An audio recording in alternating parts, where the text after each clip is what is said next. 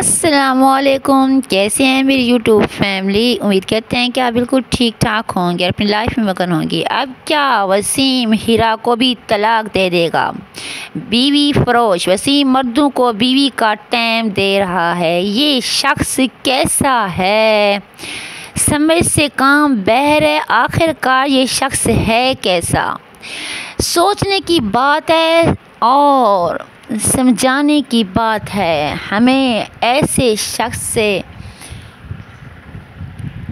क्या मिल सकता है जब जिसके पीछे ऐसी ऐसी लड़कियां पागल हुई फिर रही हैं। बात समझाने वाली है जो कि SKT वाली सिस्टर बहुत बेहतरीन तरीके से समझाती हैं। इसके साथ ही वीडियो आ जाए पसंद तो वीडियो का देना है लाइक, चैनल का देना है सब्सक्राइब, आगे का देना है शेयर, बेल का बटन प्रेस कर देना है ताकि नई आने वाली वीडियो का नोटिफिकेशन आपको बर वक्त मिलता रहे। इसके साथ मेरे प्यारे प्यारे देखने वाले व्यूअर्स और लाइक और पसंद करने वाले आप सब के लिए ढेरों दुआएं, ढेरों तमन्नाएं। अल्लाह ताला आप सब की परेशानियों को हल फरमाए और आप सबको नागहानी आफत से बचाए। अल्लाह ताला आप सब के दिल की ख्वाहिशात को पूरा फरमाए। इस प्यारी सी दुआ के साथ करते हैं वीडियो का आगाज़। वीडियो होने वाली है बहुत ही मज़ेदार। रहना है आपने साथ 10 से 13 मिनट। वीडियो होगी बहुत ही प्यारी। आपको जो वीडियो दिखाई जा रही है ये अफशा मैडम की लाइव वीडियो है। पता नहीं कि ये अफशा है कि हीरा। आप सबको पता होगा कि वसीम बेचारा उर्फ यतीम शोदे की जो वाइफ है वो टिकटॉक पर बैठकर बहुत से लोगों को बेवकूफ़ बना रही है, लेकिन ये इसकी खुद समझ में बात नहीं आ रही कि क्या वो हीरा है या अफशा।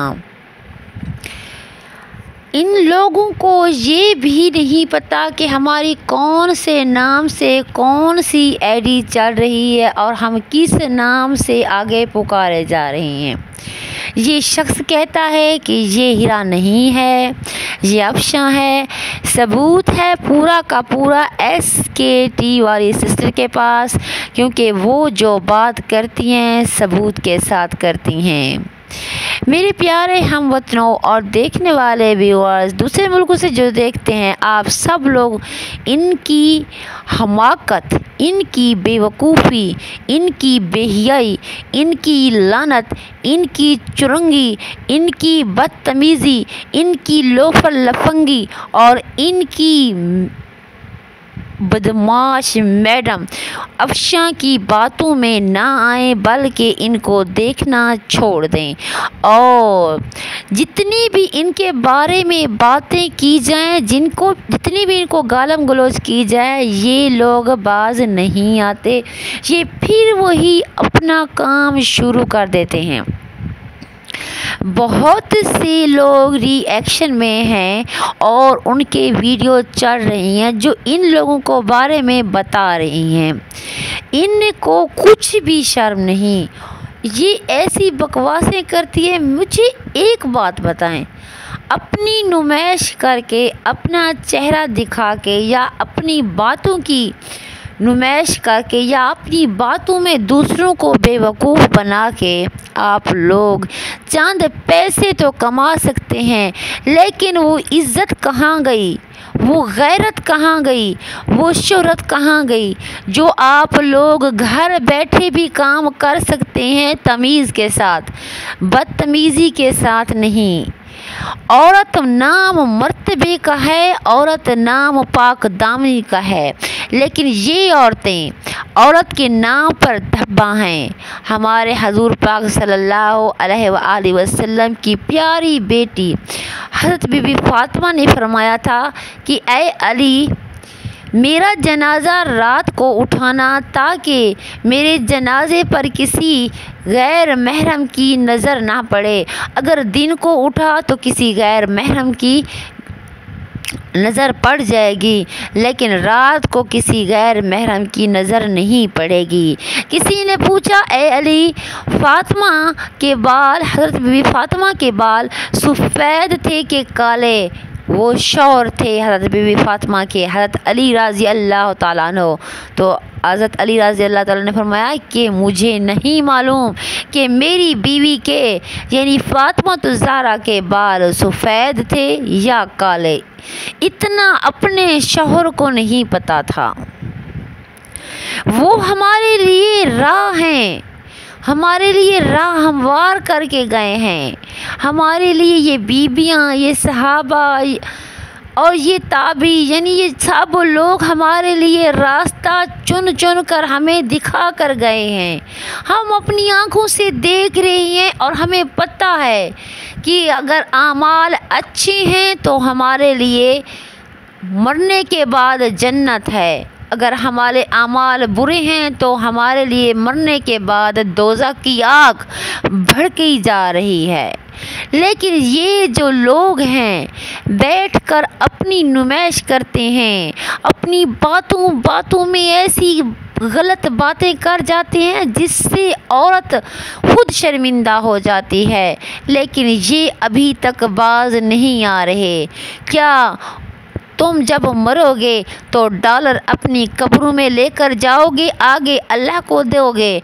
नहीं, तुम्हारे आमाल तुम्हारे साथ जाएंगे। इतना तुम्हें नहीं पता? डॉलर की कमाई को करके क्या करोगे?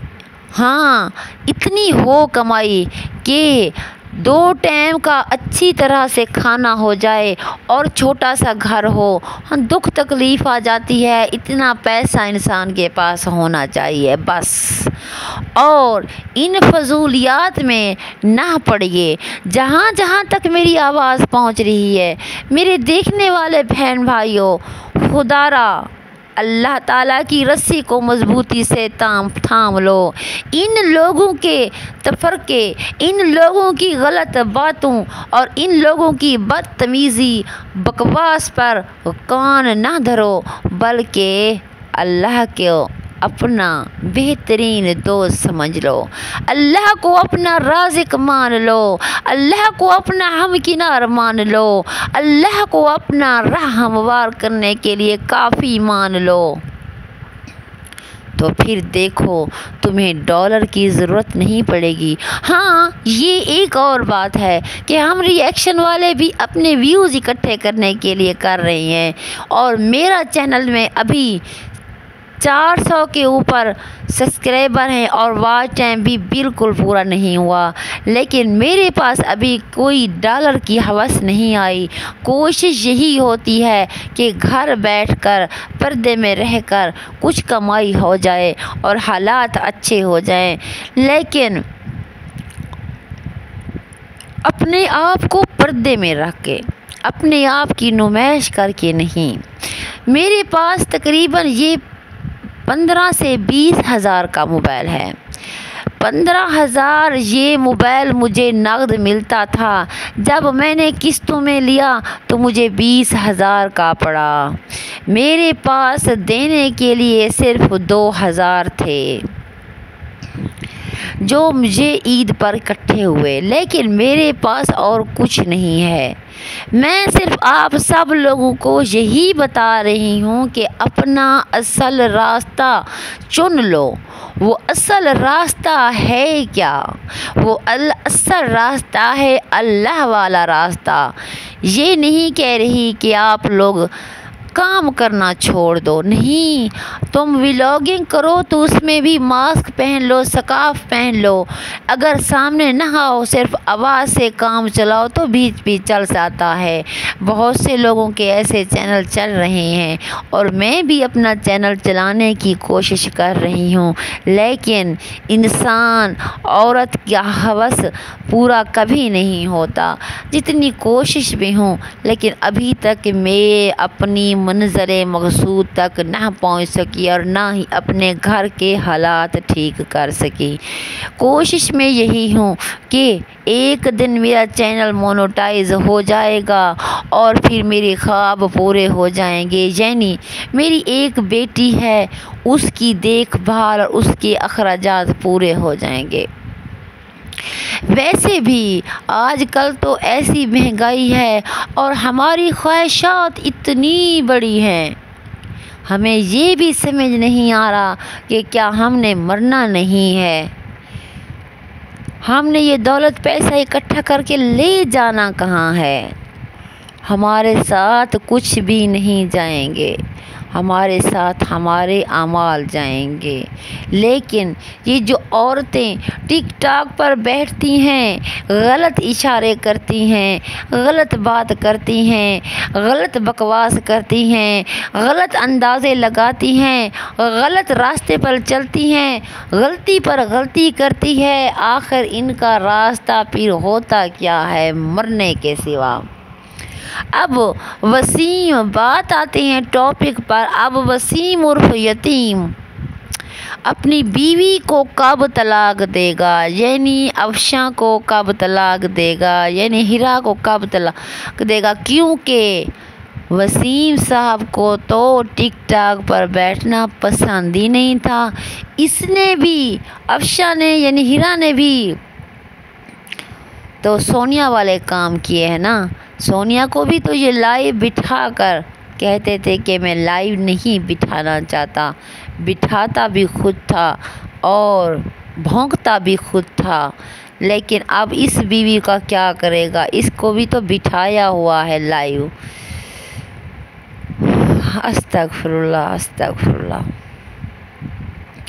बहुत से लोग मुझे कहते हैं आप टॉपिक से हट जाती हैं, आप टॉपिक से हट कर बात करती हैं, क्योंकि मैं इन लोगों के कारनामे देख कर जज्बाती हो जाती हूँ। मुझे खुद नहीं मालूम होता कि मैं किस बात पर कर रही थी और कहाँ जा रही थी, किस लाइन को छोड़ा किस लाइन पर चढ़ पड़ी, मेरे अपने समय से बात नहीं आती। इसके साथ आपसे रोज़ाना गुजारिश करती हूँ कि प्यारी प्यारी बातें क्या करें और लोगों को हंसाने वाली बातें क्या करें। अगर दूसरे मुल्कों से देखने वाले बहन भाई या पाकिस्तानी बहन भाई कोई हमारे साथ हमारे हालात देख कर ताउन करना चाहे तो हम मुंतज़िर हैं।